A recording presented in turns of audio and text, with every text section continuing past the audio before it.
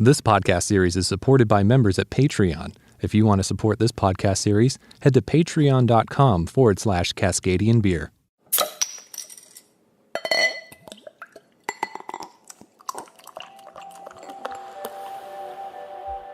You don't need fancy new equipment to run a brewery. With a bit of creativity and technical thinking, you can build just the right brew house for your needs.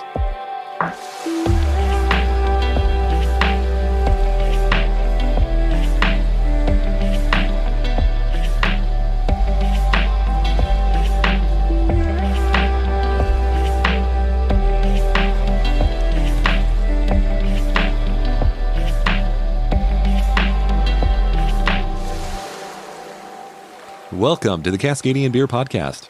My name's Aaron and I'm Cascadian. I have a background in radio and television broadcasting. I'm a music producer and I have a passion for beer. I don't consider myself an expert in beer by any means, but I do enjoy and respect the craft and the passion of these brewmasters. I want to learn from these pioneers and what sets them apart from the rest, and why they choose to call Cascadia their home. Cascadia is a bioregion in the Pacific Northwest on the North American continent. It is made up of the U.S. states of Washington and Oregon, as well as the Canadian province of British Columbia. In this podcast series, I profile the unique breweries of Cascadia, a region that has a strong presence on the international beer scene. If this is your first time here, welcome. And if you want to hear more from the Cascadian Beer Podcast, you can do so on our website at cascadian.beer or wherever you listen to podcasts. Alongside the Mount Baker Highway is a brewery you've probably passed many times without realizing it. The North Fork Beer Shrine opened their doors in 1997. And they started with a focus on traditional British ales. In recent years, they've become known for their sour beers as well. I sat down with their brewmaster to learn about the styles he's making and the technical creativity in their brewery. Eric Jorgensen. And what is your role here? I'm the brewer. Brewer. Do you own this facility at all? No, I don't. No. So I've worked here for 20 years. Mm-hmm. It'll be 20 years in February, so 19 actually.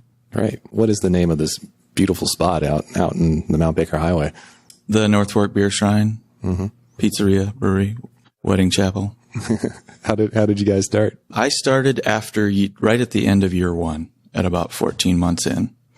I started in the kitchen and moved my way into the brewery. I took over all the responsibility in the brewery in June of 2000.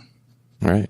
Getting the North Fork started took 2 years to retrofit this building into something that was actually usable, because it was a mess before that. Mm-hmm. And building the crazy little system that we have, it's a 3.5 barrel system. It's still a 3.5 barrel system, which is pretty nuts to be 20 years in and a tiny little system like this. But, it works and accomplishes what we're trying to do. You mostly sell here, though, right? Like you don't. You do some packaging every now and again, but it's not really wide distribution. Yeah, we pretty much try not to distribute too much. Yeah. But occasionally kegs go to, especially sour beer, goes to the Browers in Seattle and some Elizabeth Station and a few places around town. Mm-hmm. A few other breweries will put on beers here and there, the local a little bit. And Melvin's been doing some sour beers of ours. So what got you interested into beer? What got me interested in it? I think I was always kind of interested in it, being around the light American lagers that my dad drank, and then my friends and family growing up commercial fishing in Alaska. That's my background. So in a tiny little fishing village with basically cheap beer everywhere. Mm-hmm. So it was just kind of always around and interesting to me, but I never liked it until pretty much when I moved down here. I discovered good beer and then got into brewing in about 95. I was 18 and started home brewing with my bandmates in Colorado. Actually, I moved down to Seattle and then moved to Colorado for snowboarding and just started making beer because we were broke kids. And that was kind of what got me into it. What parts of beer interest you? I mean, because you do sours here and stuff occasionally. Were you just trying to make a lager or a pale ale and didn't really explore the other styles that much when you wanted to start making beer? Oh, no. When I first started making beer way back then, it was generally big, rich stouts and things like that are easy to get into because they're harder to screw up. And even if there are flaws and you're 18 years old, it's not really going to matter. You get a stout and you're going to enjoy it no matter what. You made it. It's cool. But refining everything became like an obsession with yeast. I started baking. Like I got super nerdy into baking and brewing, and then started, really honing the skills. And especially here, once I started here, I was only 22. So, it was a long time ago, and I, learned under the original owner, British style brewing for the most part. And then I took it myself into just continual studying and getting into different beer styles and going in and out of being bored with not brewing, but, just kind of the status quo, where I'm at. And then just taking it as far out as I can to get away from boredom or just being stagnant. And, I built a lagering system that's absolutely nuts to most brewers that see what I've built, or nothing here is standard. Yeah, could you describe that lagering system though? Like what's odd about it? Well, it's open fermentation for one thing. Most of the beers here are fermented in open fermentation style tanks, which are completely retrofitted, not brewing equipment. There's a lot of old dairy stuff and just things that you can make work if you get creative enough. So I took this tank that was 1/4 inch stainless steel plate. So it's incredibly thick. Most brewing tanks are way thinner gauge than that, and jacketed. So it has a full on what could be a glycol jacket. So I tested it, figured out how much liquid it held. It holds 14 gallons. So that's not that much. And I took a beer line chiller, bought a brand new beer line chiller, which is about the cheapest little glycol recirculation unit you can get. Drilled a hole through the bottom of the reservoir in the chiller, ran a 3/4 inch line up through the bottom of it into the reservoir, which would normally get pumped out of the top towards the bar for beer lines. Then recirculated it into a pump, this old broken Grundfos pump that was given to me by Brian Hunt that runs Moonlight Brewing in Sonoma, California. He said, "Here, you want to use this old Grundfos?" And it wasn't going to work for product. But I kept it anyway, just in case for some weird project. And it works perfect because they're really expensive, really nice pumps. I hooked that in line, and that pumps up into the jacket. So it's a way stronger pump than what comes with the glycol chiller. And I jacketed the tank in insulation, and we have 50-degree groundwater, so I can chill the beer down to 50 degrees to pitch the lager yeast, and then I can maintain that temp with just this really basic unit, as opposed to like knocking out in a regular brewery, bringing the beer down to temp, pitching, and then having it maintained by a big fancy glycol system. So it's just this little tiny unit with a pretty badass pump on the bottom, and it's just recirculating through this jacket. And it's loud and weird, and there's hoses going everywhere, and it's super fun, and it totally works. But it's obviously doing the job. Yeah, it totally did the job. Yeah. And then there's a probe on a Renko controller that's on the wall down into the middle of the beer. So instead of having a probe from the jacket to your glycol system to turn on whatever style you've got, like pneumatic valves that'll turn on and off, it's the same thing, but it's more of like a homebrew style Renko controller that just turns on and off the glycol unit. So totally worked, but right. It just took a lot of sitting around scratching my head going, I wonder if I can, And that's still in operation today? Yeah, totally. Right. I get yeast from Chuck, and that's nice enough to give me their lager yeast, and I do. That's some pretty nice yeast to get. Oh yeah, man. Yeah. Couldn't be any better. Yeah. So do you culture your own out here in just the kind of the wild environment? Cause like we're on the highway out to Mount Baker. And so you're borderline wilderness out here. Oh yeah. So like, are you collecting yeast and harvesting that for the brews that you're making out here? Absolutely. Yeah. I do a spontaneous fermentation.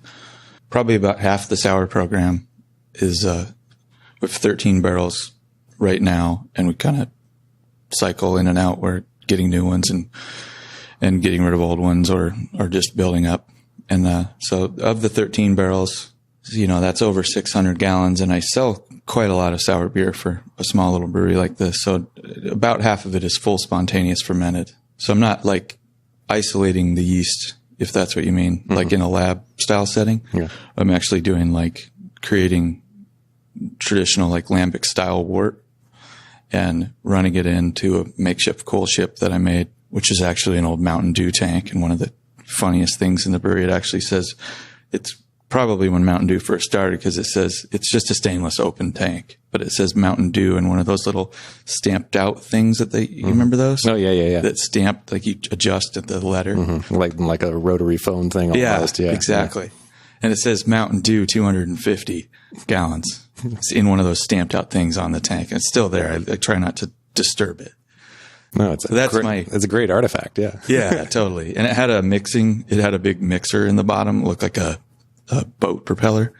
Then we had a friend just cut it off and polish and buff out the tank. So now it's just a big open stainless tank. And I use that. I'll pull it into the hot side here, the brew house, do the brew, come into that hot, leave it overnight with the fan running, exhaust fan pulling out. So it's pulling all the night air in. And then from there, I run it the next day into a closed fermenter, and it undergoes the fermentation from whatever it collected from the air. And I've had great success with that. So how often are you brewing out here then? Right now, we're so busy I'm brewing at capacity, which is, 4 brews a week generally. I can fill all the fermenters and then move everything. Having open fermentation, I got to go from open fermentation to closed secondary into conditioning to bright tank, where you carbonate, bright tank, transfer to serving tank. So it's a whole lot of labor for each beer to go into those tanks and have them cleaned and sanitized and purged and all that. So it's quite a lot more work other than just the brewing side. It's a labor intensive situation. And what's your turnaround for that? Like what's your time frame from brew to serve with all those steps in the process? Well, it depends on each beer. Most of the sour beers are between a year and 3 years. So that's all out in a cellar in barrels. And then they just, I just taste and rotate through that. The standard beers, the British style beers, and the Hefeweizen or the lagers, they all have different times, right? So we have ESB that's on all the time, and that's about a 16-day turnaround. So pretty quick. Hefeweizen's can be about 12. So once your secondary's done and it's cleaned itself up and you hit your final gravity, it's just a quick condition, and then servings. The wheat beers you want to get on as soon as possible. They're as fresh as possible. IPA, same thing. Turnaround's about 16 days on an IPA. And then we have barley wine on all the time. So with the exception of the one that I just put on, it's called Young American because it's a triple IPA basically, but I called it Young American because it's our American style barley wine, but I just served it immediately. Yeah.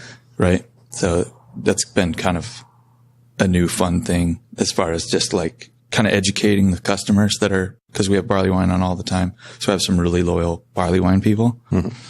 So first off, it's going to bother those people because it's not aged and it doesn't pick up all those like dried fruit characteristics, and the hops and bitterness falls away and it gets real nice and round. This thing's just like, bam, just totally in your face with, I dry hopped it, which I don't normally dry hop even American barley wine because it's kind of a waste. Yeah. And this thing is just like more hops than I've ever thrown at anything. And the response has been great. But of course, the guys that want the raisiny British style barley wine are like, when's that coming back? And it's only been a few days. So I'm like, well, we got a little while. So yes. They last a while. What's the highest seller here then in terms of IPA? Oh yeah. Just like everybody else. Yeah. It doesn't matter if it says IPA, it's blowing out the door. Right. So, okay. And then second, what's the second favorite then? Amongst the locals, the second would be Scotch probably. And, that's I'm on most of the winter and I've put it on this summer also. Right. But that's a pretty good one. Hefeweizen, of course, the wit, the wheat beers, depending on the seasons, the winter warmers go really good in the winter. I did a red for a long time and it started slowing down. So I called it red IPA. Right. And I'm going to make another one of those because I wrote IPA. I did it just to see what happened. It was an experiment and it was totally ridiculous. Right. And all the people that liked the red before were like, I don't know, maybe you should go back to that. And then the people that didn't like the red before are like, I love this. And it's because it says IPA on it. Wow. Isn't that crazy? Yeah. Well, do you get frustrated then as a brewer that everybody's just IPA obsessed and, like how much convincing does it take to like have somebody try an ESB then, or just something completely different other than IPA because that's all they know how to order? I don't get frustrated. I know a lot of people that are frustrated by it.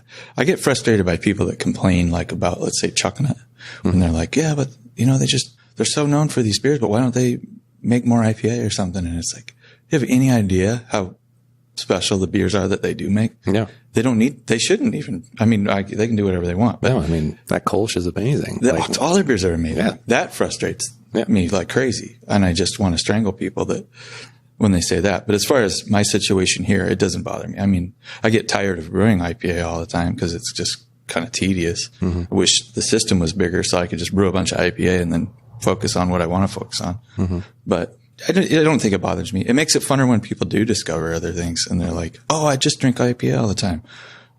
Where's this ESB been forever? You know, and it's like, well, it's been on for 20 years. Right.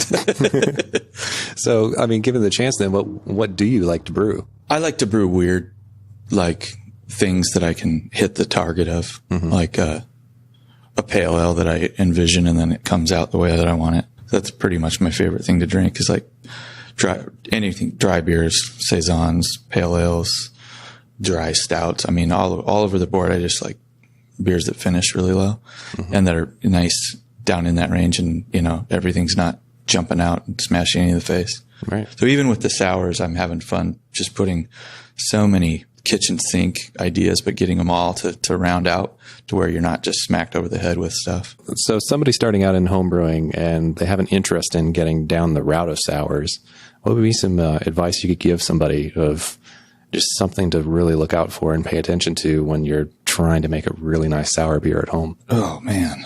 If you're already a home brewer and you know what you're doing with making ales and maybe lagers, or I guess what I'm saying is I wouldn't recommend just starting brewing and only making sours. I guess you could. You can do whatever you want. But I think that a lot of people take a beer and turn it into a sour beer. Like you have a pale ale that's been sitting forever, or maybe it's infected and then you make it into a sour beer.